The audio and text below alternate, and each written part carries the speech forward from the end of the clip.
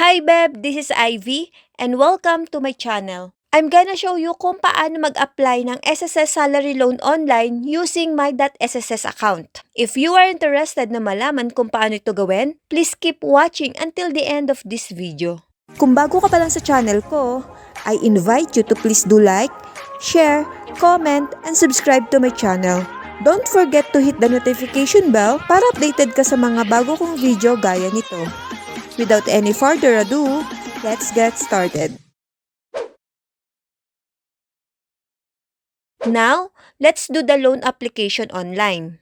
All you have to do is magpunta sa SSS website and click Login. Next, just enter your credentials login and click Sign In. At syempre, dahil may added security measures ang SSS, hahanapan po kayo ng OTP or TOTP bago mabuksan ang inyong portal. Then, click Get PIN. Take note lang, Beb, kung ano po yung registered mobile number nyo sa SSS records, yun po yung makaka-receive ng OTP. If ever naman po na may bago ka ng mobile number or wala kang natanggap na OTP, ay magpa-update po muna kayo sa SSS bago mag-forgot password. Para sa updated registered mobile number ka na po makakatanggap ng OTP. Once na may na-receive ka na pong OTP, i-input lang po sa portal, then click Login. Next, once na nasa dashboard naman po kayo ng my.sss account, proceed po tayo dito sa Loans tab at iselect ang Salary Loan. Now, madadirect po kayo sa Salary Loan application. If ever po na error page ang viewing nyo gaya nito at alam nyo naman na may previous loan or may existing loan pa po kayo pero wala talagang lumalabas sa inquiry, i-refresh nyo lang po yung website. Reminder lang, Beb, bago po tayo makapag-loan or makapag-claim ng kahit anong SSS benefits, dapat mayroon kang approved DAEM. Para ma-check kung may approved DAEM ka, pumunta sa Services tab and click Disbursement Account. Ayan, dito mo makikita kung may active disbursement account gaya nito. Kung active po yung nakalagay, dito po makikredit yung inyong loan or benefits. Okay? Balik po ulit tayo sa Loans tab and click Salary Loan.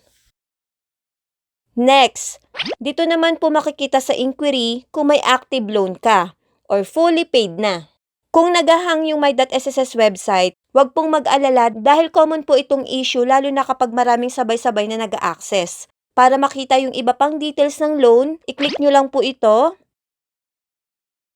And there you go! Dito po natin makikita yung full details ng loan statement of account.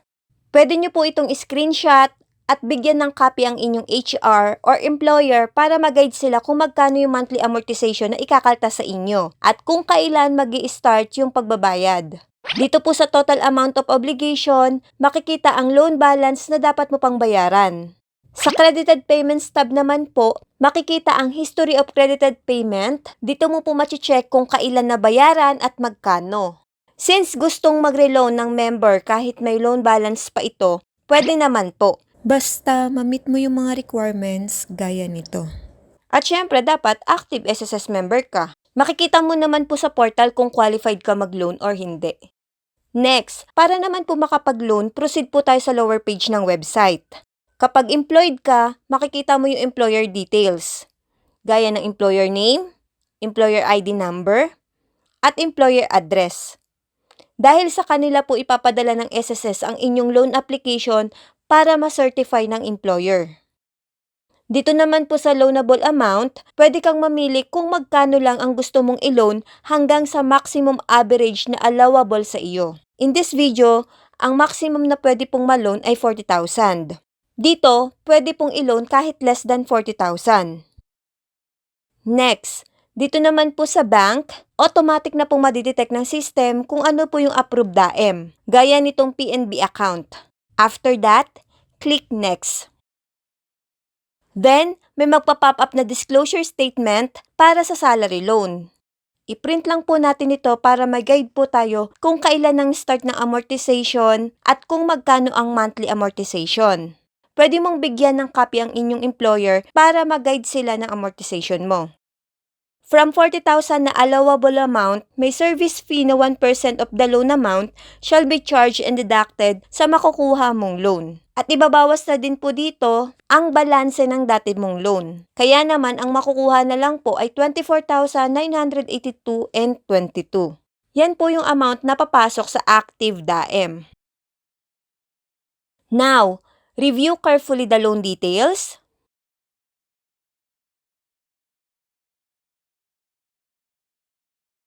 Then read carefully sa certification, agreement, and promissory note. After that, tick box to confirm and click submit. Another prompt message. After reading, tick box to confirm and click confirm. You have successfully submitted your salary loan application. Para po sa mga employee na nag-file ng loan application, please inform your employer para ma-certify agad nila yung loan application nyo. Mostly, nag-i-email po yung SSS sa employer na request for employer certification of employee salary loan application, gaya nito. Kung sakaling hindi naman po nakareceive ang employer ng email gaya nito, at least nagsabi ka ng maaga para ma-check agad nila yung employer's my.sss account. Beb, baka may magtanong sa inyo bakit ganito yung lumalabas sa loan application nyo after nyong mag-process ng loan application. Chill ka lang, Beb. Ibig sabihin, for processing na yung pending loan application mo, kaya hindi ka na po ulit pwedeng mag-file ng salary loan. Beb, gagawan ko na lang po ng hiwalay na tutorial video kung paano naman po mag-certify ng loan application ang employer. So I think that's it for this video. Sana nakatulong sa inyo and thank you so much sa wala niyong sawang pagsubaybay sa mga video ko. Thank you and God bless everyone. Follow for more.